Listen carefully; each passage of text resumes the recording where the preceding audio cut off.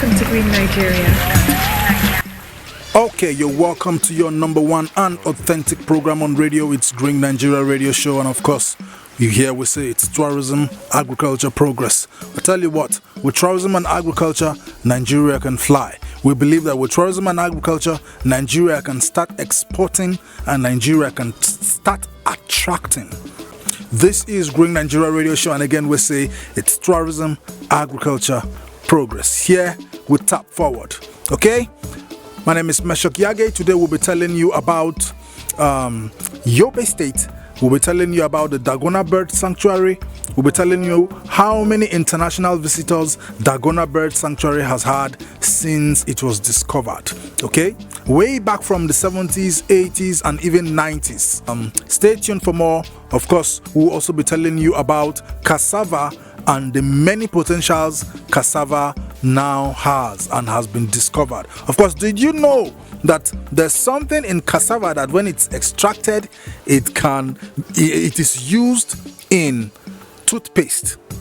Okay, now there are ingredients that are used in toothpaste. There are sweeteners and the rest of it that are used in toothpaste, and it can be found in cassava. Okay, so we'll be telling you that we'll be giving you detail about that with cassava. You know that cassava cassava can be planted anywhere around Nigeria. That's how blessed we are here in Nigeria. So we'll be telling you about cassava. We'll be telling you how to make sorbitol from cassava.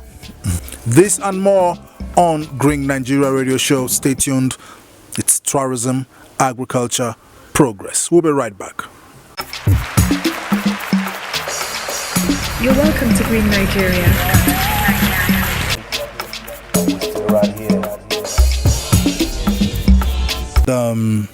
Let's go to our story for today, unlocking the potential of cassava, a recipe for economic growth and food security. Amidst global challenges to food security and the rising cost of living, Nigeria finds itself at a crucial turning point. The key might lie in one of our nation's most abundant crops, cassava.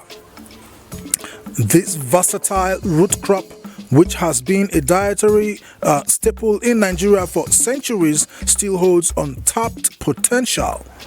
There is a growing call to transform cassava into more valuable products for both local use and export, providing economic benefits and addressing the escalating food crisis.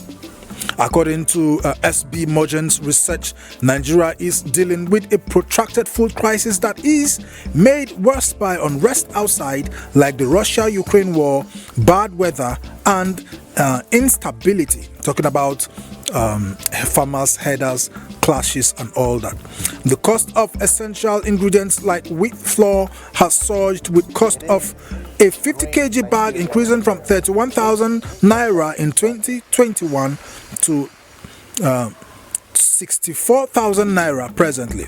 This price spike necessitates a shift to more sustainable and locally available options like cassava flour to alleviate the strain on consumers and fortify our food supply chain. Despite being the world's largest cassava producer with an impressive 63 million metric tons in 2021, Nigeria consumes 90% of this harvest locally, mainly as gari or fufu. Nigeria earned a modest $1 million from cassava exports, while Thailand, with 30 million metric tons of cassava production, generated a remarkable $1.3 billion from exports. During the same period, this sharp contrast emphasizes the need to optimize cassava processing to significantly boost export earnings and meet local demand. We can't help but emphasize the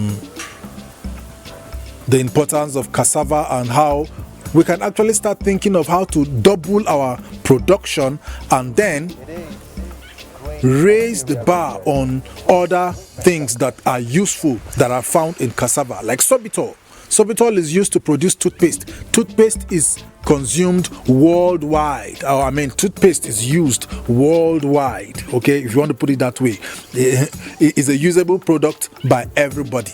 Okay, so if you decide to say, okay, sorbitol, take 50% of our cassava production, then gari, fufu, and other starchy substance, take 50%, and then raise the production bar so that there's no food, there's no insufficiency, and there's no now clamor for cassava more than ever, and then cassava starts to rise in prices. We don't want that. In as much as we want to have sorbitol in our toothpaste and all that, so we want to produce more cassava, we shouldn't create scarcity.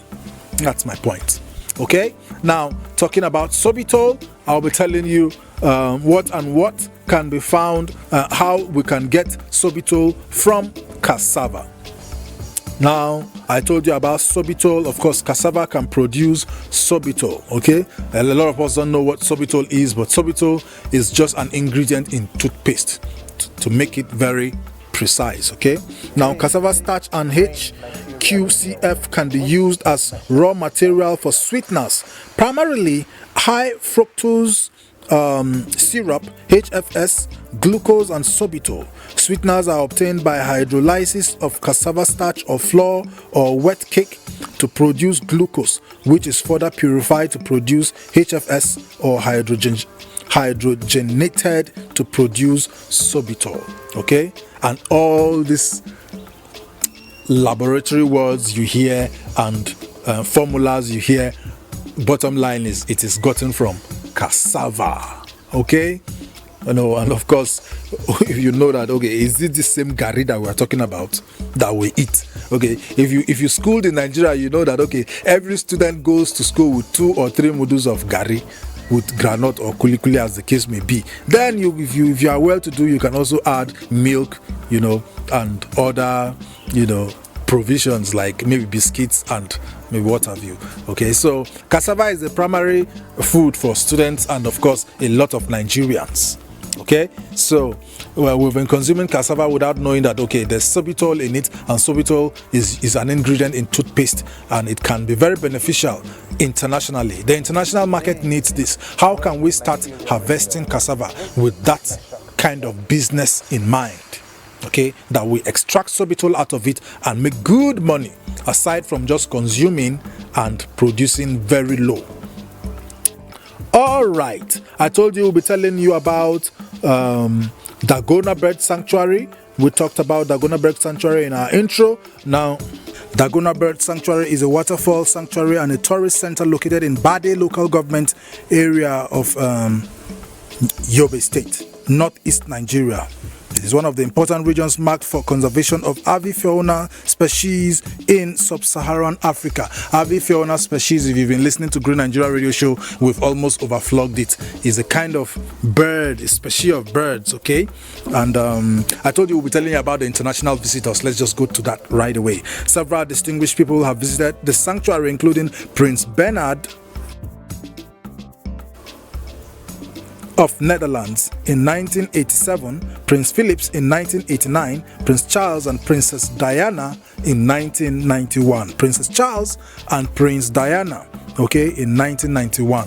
Princess Diana is late, Prince Charles is king now.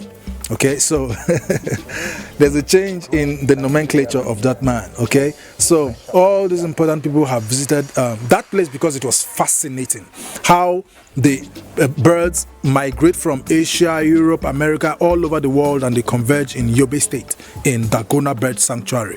Some of these visitors peg their birds like we do in the local, in our local, with our local chicken. Okay, you just peg the bird with maybe one red rope or one blue rope or one green rope. You say, na mama turkey get that chicken.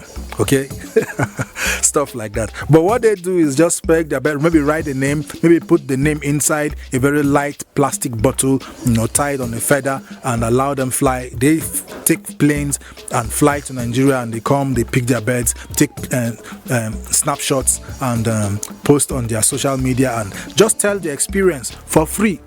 They don't get to pay. So how can we turn this place into a money-making machine?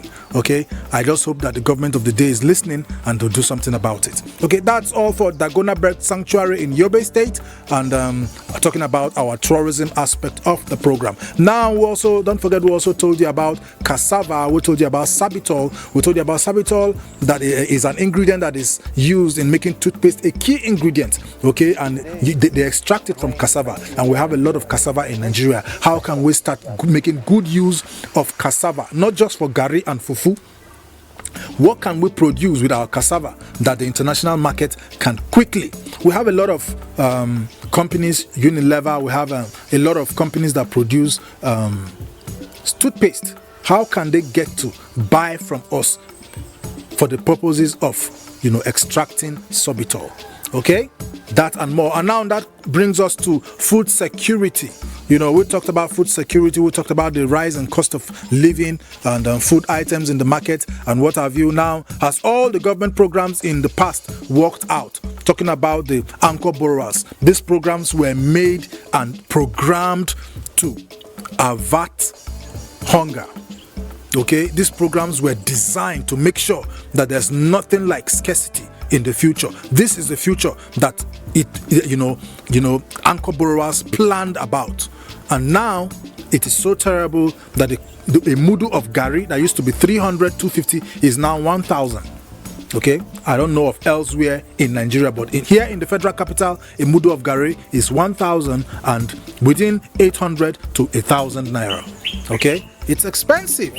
So if you are a family of 5 or 6, how do you survive if you want to make eba or if you want to drink? Okay, like a cereal or something. A mudu of beans is about 1,500 to 2,000. If you are a family of 5, how do you eat? You need 2 mudus plus other ingredients. It's a state of a nation, and it's a critical state that we are right now as a nation. And I would say one thing: if farmers and the herders continue with clashes and we miss this farming season, it will be a terrible thing concerning food, because if you don't have any plants, if we did not cultivate anything, you can't harvest anything. So we need to look into that. Okay, someone told me off camera that some places here in Nigeria that these herders or these so-called herders will surround your farmland, and then you have to pay tax before you harvest, and sometimes they even confiscate your goods. And sometimes when you pay, you also pay on the roads, and then before it gets to the market, a mudu of rice that is supposed to be maybe 500 becomes 2,000 or 2,500. That's the problem. How can we deal with different stages of the situation? The questions begging for answers. All right, and again, talking about, someone also mentioned the fact that, okay, we don't have to go to farmlands again and farm, cultivate our food produce, and they talked about hydroponics and other means of farming in sacks and all that. But are there disadvantages?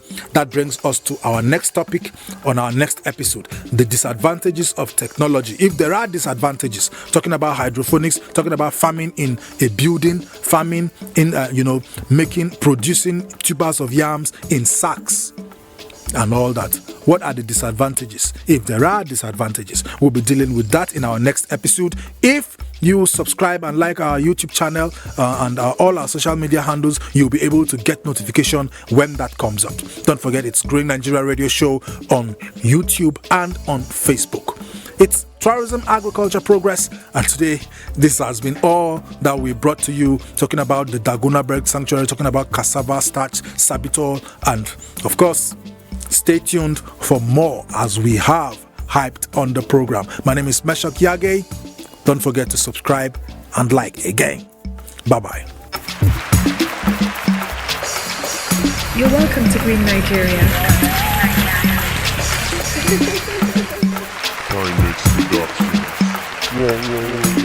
Welcome to